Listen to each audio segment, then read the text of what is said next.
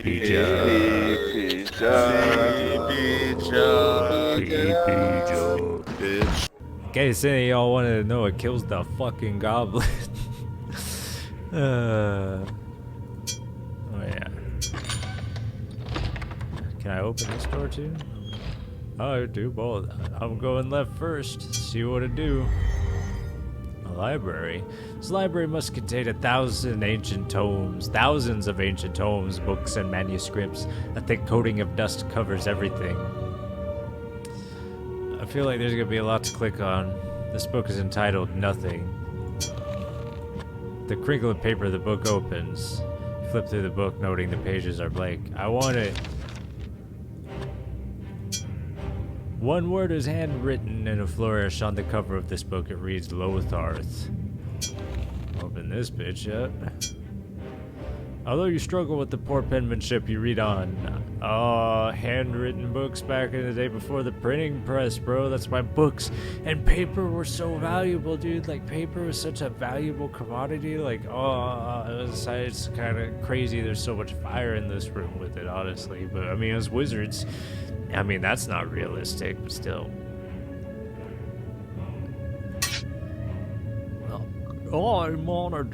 I'm honored to have been selected by Fandral to document the workings of the Circle. The newest initiate is a young man with an inquisitive nature.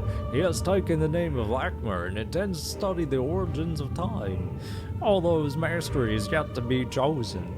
The High One mentioned that Lackmer is not from his line and thus cannot be groomed to become head of the Circle. Rather, the new initiate was chosen from an unorthodox scrying performed by Telamar. I do not trust that one, as he has an ambition, a hunger that does not sit well with a member of the Circle. Yeah, Telamar. Lackmer the Timeless. Yeah, chosen from an unorthodox method. Not your average wizard there, or taking that book for sure. Look at the chair, thick layer of dust covers the wooden chair. Look at the table. You wipe the dust from the table, revealing a high gloss finish. Use the table. Sit down. You sit in the chair, which disturbs a cloud of dust to cause a fit of sneezing. After a moment, you recover, wiping your watery eyes. Come on, boy, you can rest when you're dead, like me. Alright, I want to look at this fire elemental up here. A strange yellow glow fills the room, giving you a peaceful, easy feeling. As you examine the brimming bookcase, you feel movement of air coming from someplace behind. Wow, first bookcase I click on? What? Reveal yourself.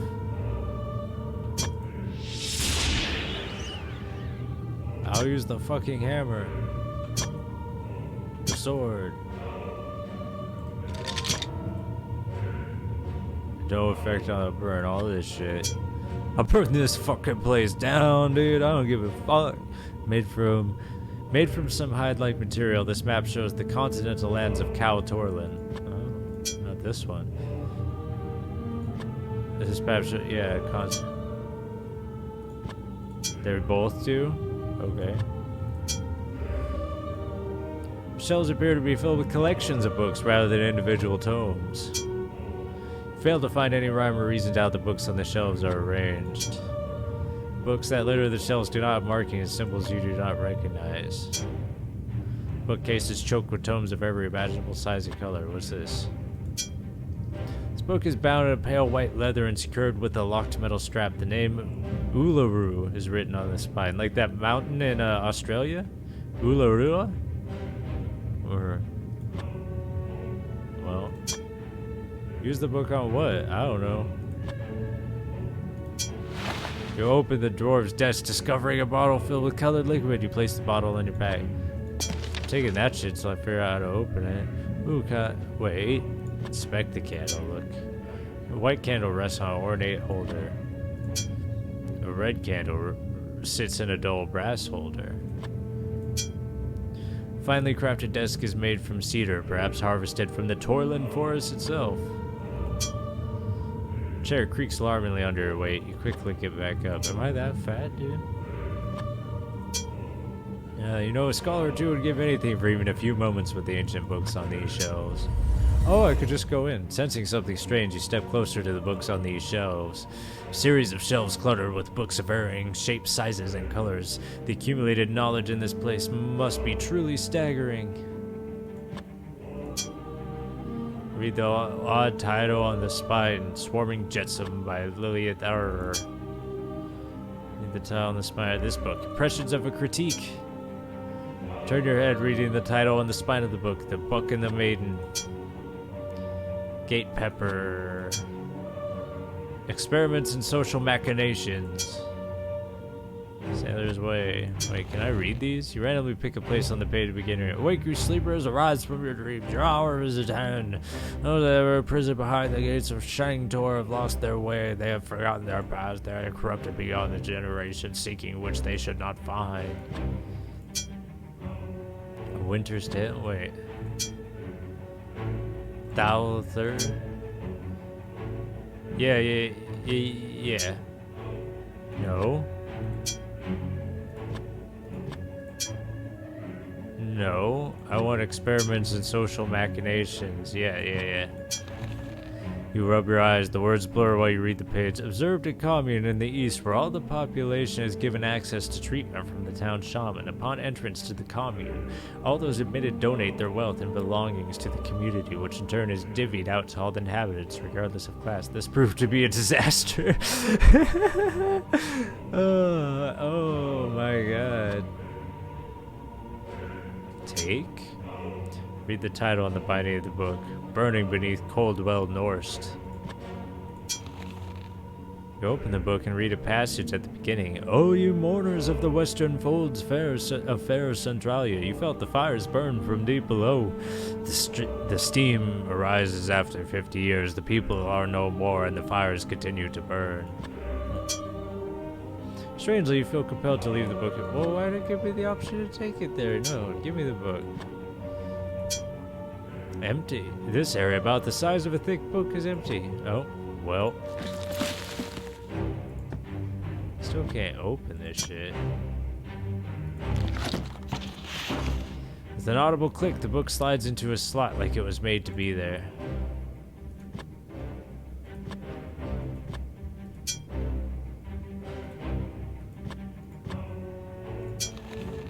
Eyes jump about. Stepping gingerly amongst the piles of gold, Dirk quietly moves towards the terrible beast Singe. He briefly catches the eye of Princess Daphne, who lies trapped within a life-size hourglass guarded by the hulking dragon. Their eyes meet, and Dirk motions for her to stay silent as he continues towards his fateful encounter. Series of shelves are cluttered with books of varying shapes, sizes. Is this empty?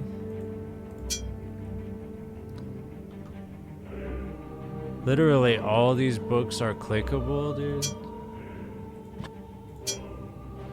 The Necromancer. Wait, that book?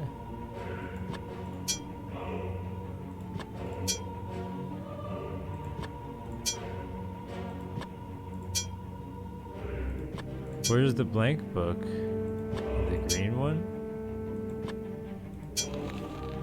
Open the book and see the several words that stand out from the rest. Destitute, dependency, deliverance.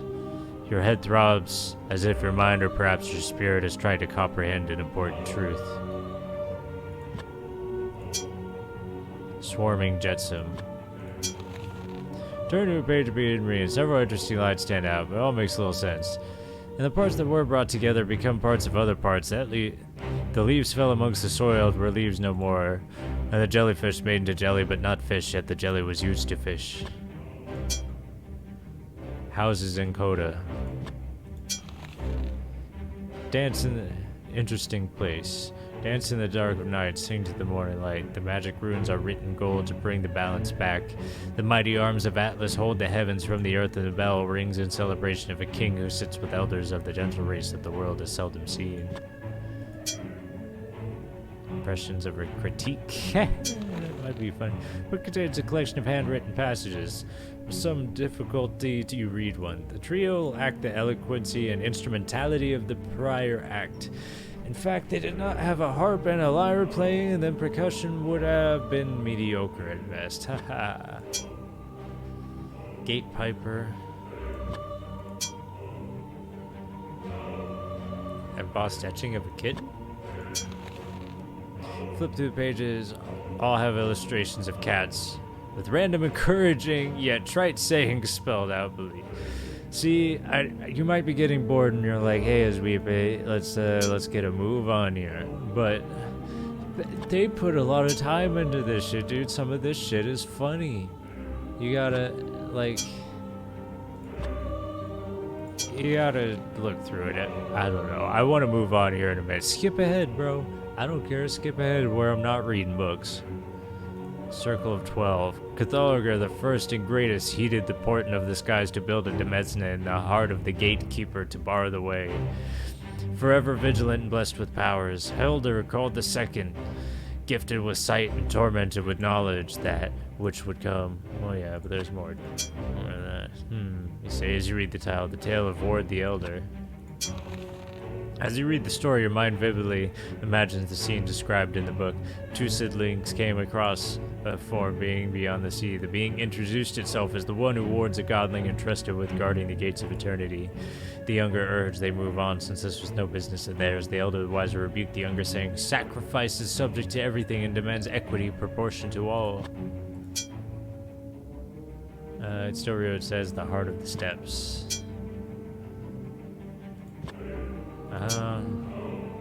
Oral history of northern clans. Experiment.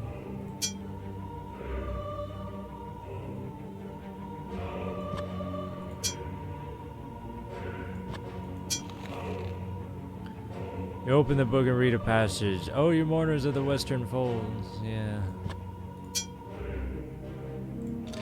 Why do I feel compelled? I heard there are more towers within the castle, but I don't know if it can be accessed easily.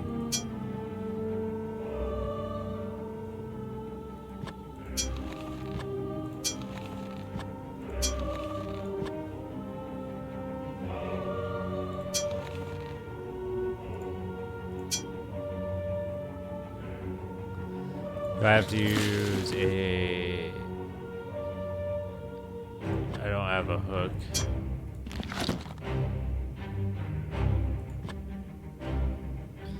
Well, time to use the fire on the bookcase. Theor presses prevents you from torching the book. Must be in score still. You muse to yourself. No, I don't want to use Ice Elemental. No. God damn it. I really wanted the Ice Elemental.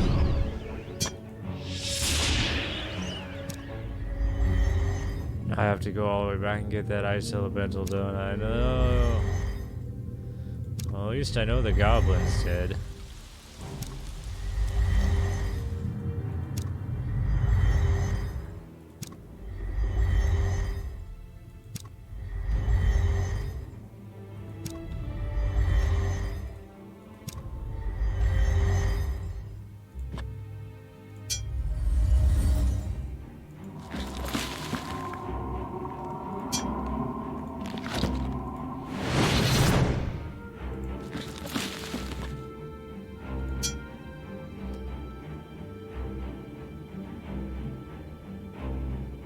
Alright, the bottle is filled with a purplish liquid that glows with magic. I don't want to drink it yet. I don't want to waste it, you know. It might be what makes me light enough to get across that bridge. It might make me small enough like Alice in Wonderland. I can get a chunk of ice, but I may have fucked that up because it definitely melted, you know. I don't know what happens if I mean, I already fucked up. I'm just going with it. I'm just doing a full, honest playthrough. And I'm hoping it's not doing the retro game shit where you can just be stuck at a certain point because you did something. You know. I'm hoping. Anyway, this large hall is dominated by a stained glass window rising to the height of the vaulted ceiling. Let's look at it. An impressive window dominates the far side of the hall. The stained glass depicts a number of robed figures, each reaching for some type of conflagration in the heavens. An eerie glow highlights the action in the scene, almost making it come to life. I love the wizards. Carefully unroll the scroll. Read the hastily written note. Fandril, I held this all. Wait, who's talking? Who's talking? 3 squilly. Yeah, Fandril. I have discovered a great weakness in our defenses.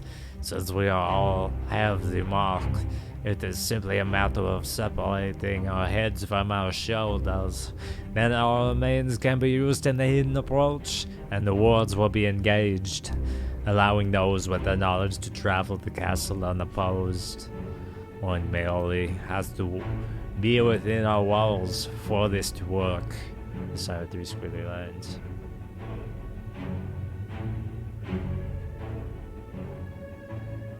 Alright, weakness in defenses. Interesting. One leg on this overturned chair appears to be broken. You are clearly in no position to sit in the chair, or to be more precise, you are blah blah, hit it with the hammer. Hit it with the torch. Is this chair broken? Slivers. Cracked. Break it. Break it. Break it. Break it. Use it. Dang it.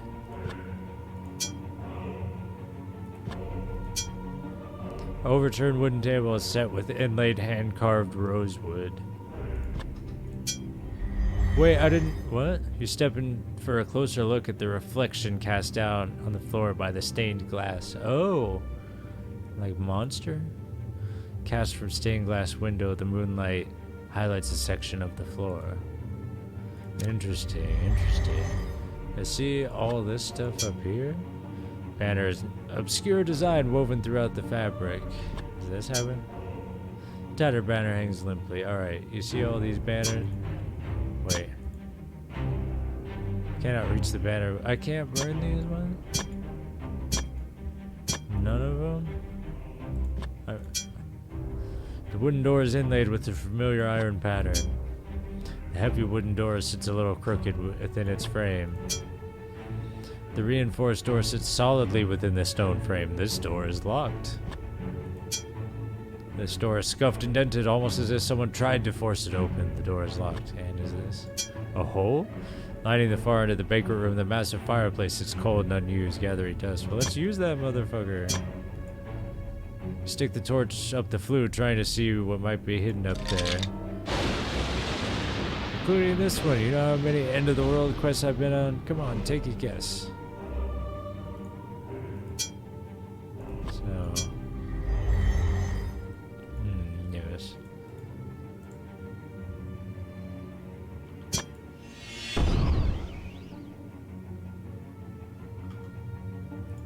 Oh. This particular stone appears to be a little loose. I kind of cheated, but I'm like, what am I supposed to do? Ooh, a skull. You grab a hold of the edge of the stone and pry it up. A bleached skull grins at you from the hole.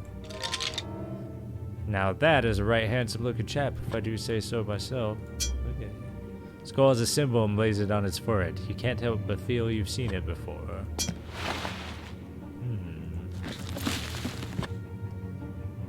Look.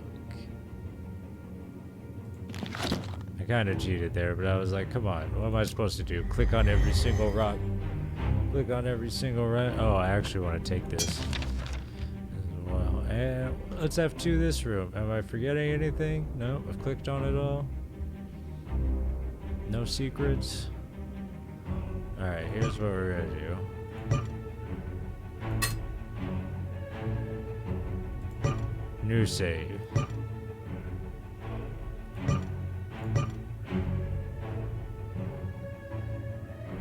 That's a full ass save. That's a whole ass save. Banquet hall.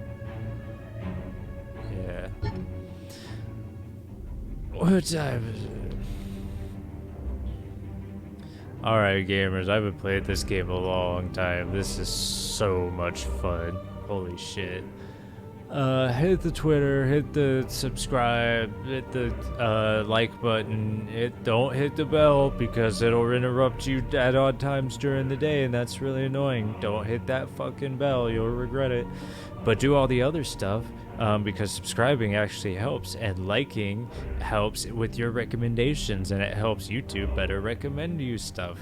And if you're already logged in and giving it full access to you, then you might as well help use the algorithm to your advantage by clicking on things you like, so you see more things that you like. If you didn't want to do that, you wouldn't be signed in, bro. Alright, yeah, love you, go fuck yourself, bye. Get good, scrub.